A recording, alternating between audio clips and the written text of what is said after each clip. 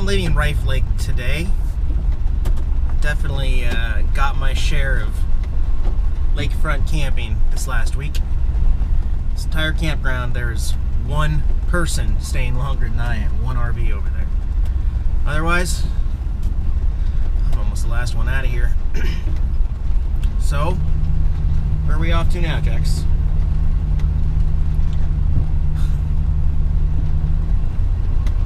I need water and I need to dump my tanks. So, I'm gonna get on the freeway and see what we can find here. And see where we end up.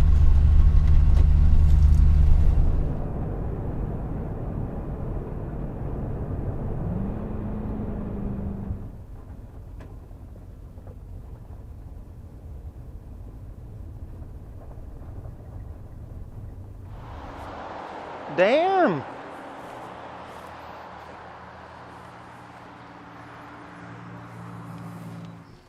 This is the Mossyrock Dam. Well, let's get to the dam point here. I don't see any dam issues. Everything looks good. I see security cameras over there, so there might be a dam security issue. Before it starts raining here, I am going to go grab the drone and try to get some really good dam shots. You know, always trying to give you my damn best. Hey, if I owned this dam and I gave it to charity, would I be giving a dam? Anyway, I hope you like my damn video. I don't care who you are, that's damn funny. And there's no damn souvenir store, so I can't get a magnet of the dam. Damn. I'll watch my damn step here. Let's see here. In 1923, the city of Chehalis obtains the right to develop hydroelectric power on the Cowlitz from the state of Washington. These rights are sold 3 years later to Minnesota-based private developer. In 1946, Tacoma Public Utilities purchased the development rights from the Minnesota company and proceeds to apply for a permit from the U.S. Federal Power Commission. In 1951, a 50-year federal license is granted to Tacoma Public Utilities to build and operate Mayfield and Mossyrock Dams. In 1963, Mayfield Dam is officially dedicated and begins generating electricity. 1968, Rife Lake is formed, and the first commercial power is generated from Mossyrock Dam. Hydroelectric plants simply use the force of nature to generate power. Here at Mossyrock Dam, water flows from Rife Lake into large pipes called penstocks, where it plunges downward to spin the two 150,000 kilowatt turbine generators. The electricity provides a non-polluting, continuously renewable energy resource. Western Washington imports most of its electricity from east of the Cascades over a few large transmission power lines. By being a major generating resource on the west side of the mountains, the Cowlitz River project greatly improves the reliability of the region's electrical supply. Let's see, there's some facts and figures. The first power generation was in 1968 here. The type of dam is considered a double curvature concrete arch. It's 605 feet high. It is 1,667 feet long. The volume of concrete in the dam is 1.2 million cubic yards. The reservoir length, 23.5 miles. There are 52 miles of shoreline. There are 2 generators, and the capacity of each generator is 150,000 kilowatts. So, I picked up some packages that I'm really super stoked about. The first one is this really neat skin for my Nintendo 64. It's, let me see how glossy it is, Mario Kart. And the stickers just go on the actual console itself. I think that'll make it look really good. This is one of 3 consoles that I have. And then also, these were also on eBay. They're really cool. Let me grab a game real quick so you can see what's going on. These are a bunch of stickers. These are end label stickers. And one of the problems with the Nintendo 64 system is you have these games that have the stickers on the front, which are fine. But if you ever wanted to store them like this, you have no way of knowing what game this is unless you pull each one out individually and look at the front. So these end stickers go on the game like that so that you can have them lined up. And I have decided that I'm not going to use the old boxes that I've been keeping because there's just no way to display it in the RV. I'm going to have to find a different way to store these. And this is step 1, is getting all of these end labels onto my games instead. So that's pretty cool. I actually went in and traded the entire box of old cases that I had and got $112 store credit at the retro store downtown Olympia. And so I just bought a few more games to add to my collection. Okay, this is so cool. I just finished putting the new skin on my Nintendo 64. Look how awesome that is. I mean, it looks fantastic. I love the gloss shiny.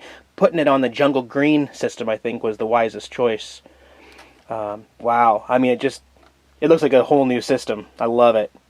Very cool. Right on. Alright, well, for now I have figured out a way to display my Nintendo 64 gear, games, and everything. I have moved Jax's cat tree out of the way for now, slid over his litter box, but I will be adding the cat tree portion back in where he can sleep.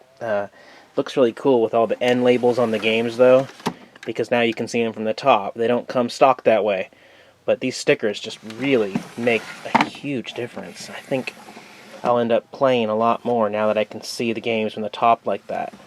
And then the bungee, we'll just go back over and secure it while I'm driving. And yeah, I think it turned out really well. What do you think, Jax? What? You don't? Okay. Yeah. I know. Dad's shooting with the Canon camera, not wide angle. Alright, there's an issue here with this chair. I've had this chair for over a month, you know, and one thing I haven't talked about much is I've been even having more back problems in this chair than I ever was sitting at that uncomfortable dinette. And it's taken me, like, it's weird because I'll sit all the way back like this, and I don't know if you can see the problem already here, and then it'll start to really hurt in my lower back, so I'll scoot forward so my feet can, my inner knees can bend right there. And then I'll get tired of that, so I'll put my feet up and I'll do all this weird stuff and nothing's helping. You know, it just kills me, and I get up and I'm just in pain sometimes, just pinching pain. This chair is terrible. This little Walmart purchase, absolutely terrible. Are you jumping down? Let me catch you because I don't want you to jump on me. Come here. I'm talking about the chair, though. The chair has an issue. And I'm tired of it. I'm about ready to pull it out and burn it. The problem is it's too big for me. This chair is too big for me. I'm just a short guy, so when I sit back to get the back support, you can see my knees want to bend, but they can't because the chair comes out so far, so they just elevate like that. In order to make my knees bend, I have to scooch way forward. Now my knees can bend and my feet can touch the floor, but there's like 4 inches before I even get any support. 4 or 5 inches. It just hurts so bad. This chair is terrible. I spent $160 on this chair at Walmart, and it's absolute garbage. I'd rather have those crappy old ones from Tilly that had no padding. So, I think I'm going to go try to convince my buddy to let me drive in his car, go down to the RV wrecking yard in Centralia, and see if I can find just another beat-up one. And then maybe just sell this on Craigslist for $100. We'll see. I just can't. It's amazing. Terrible purchase. Terrible, terrible purchase.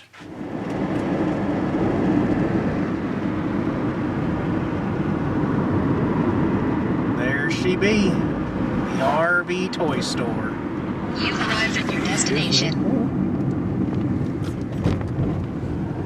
A Grace Harbor bus. It's awesome. Colors of recliners they have right now, and these are all smaller RV type ones, all different colors as well. I'm going to definitely have to test out a few of these though. Alright, well I started testing out all these chairs. The prices range anywhere from, $225. This nice blue one here is $185, really comfy. $150. And then you got this bad boy here for $25. She said she'll take 20. I think this is going to be my new chair. They do sell used toilets here. Here you've got a vintage toilet for $65. Let's take a look. Oh yeah. Alright, on my receipt for the couch recliner thing that I bought, he actually wrote ugly chair, and it's in the back right now. So my receipt actually says ugly chair. Really happy about that. I'll clean it up. I think it'll work. As long as it saves my back, I don't care what it looks like or smells like.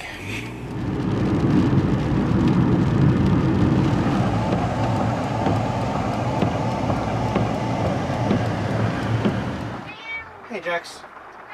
You guys probably been noticing I've been using the Canon Vixia a lot more lately, which obviously I've got the camera on the other end of my RV and I barely even fit in the frame. So You know, without that wide-angle lens, it's almost just unbearable to use in an RV, a small space like this.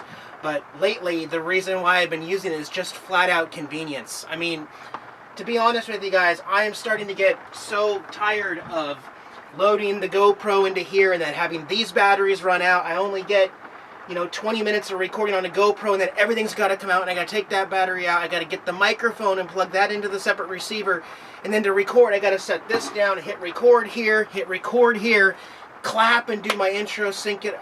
Bottom line is, obviously, I have a terrible system. My videos have been working for the last year as is, but honestly, it's just too much, and all of a sudden, I'm like, you know what? I've got a good camera. It doesn't have a wide-angle lens, but I mean, I've got a good camera that has batteries that last 2.5 hours. So, honestly, for the last couple days, I've been really happy using it compared to the GoPro. And as far as the chair thing today, I didn't know what I was going to find down there at the recycling place. I just wanted to go look and see, and sure enough, I wasn't surprised that there were some chairs there that they wanted, hundreds of dollars. And I thought I was getting a bargain when I bought this thing for, I think, $168 at Walmart. But, oh, you can't even see this chair in the shot, can you? Oh my gosh.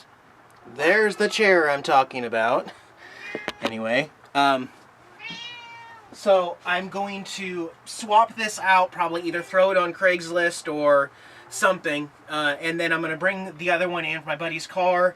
And I know it's ugly and everything, but if it gets rid of my back problems and actually works as a chair that it's supposed to in a smaller space, what I can actually do is reupholster it.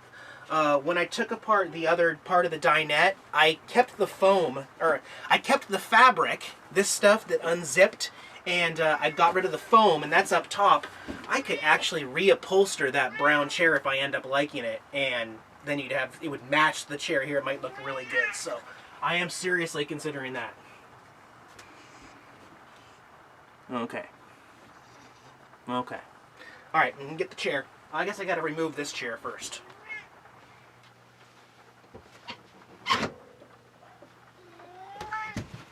That's how I was able to get this thing in the door from when I bought it brand new. It was in a box in 2 pieces. So that was cool.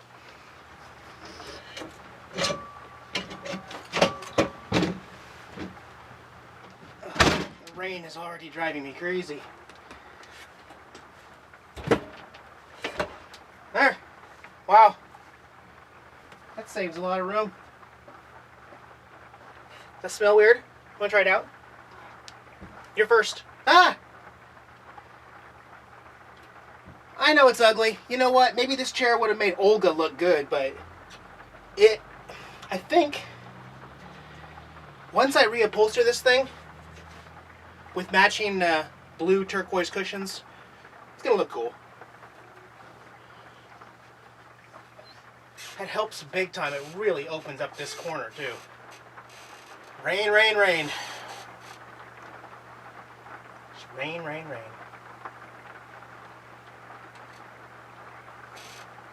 Actually, talk to my buddy here. I'm not going to put that other recliner on Craigslist. I'm giving it to him, trading it for a little chainsaw. It's a Mac 3615, McCullen, little 16-inch chainsaw with a case and everything, so that way I can actually have a chainsaw with me. You know, you get to some of these places where there's no rules or laws against cutting downed wood, you know, so driftwood or just logs that are, or branches and stuff like that. Having a little chainsaw on the road will make it so I can gather my own firewood. You can't do that anywhere in capital state forests here in Washington. There's rules. I mean, even down trees and limbs, you cannot use a chainsaw. But you can use a handsaw. So, yeah, you can't use gas-powered chainsaws.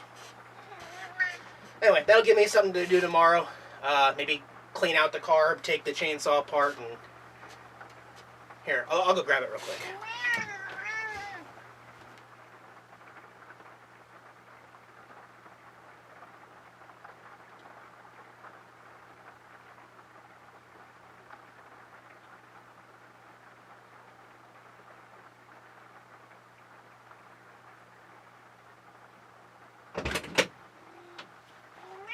This is a little 16-inch McCulloch. But I'll take it apart, clean it out, get it all ready. And it's got a little case that it sits in so it can go in the compartment outside. Yeah, I think my buddy got the better end of the deal since I paid $168 for that chair, but I don't really care. Hey guys, this is Jax, my kitty cat. I'm his servant, Eric. Thanks for watching our YouTube channel here on RVing.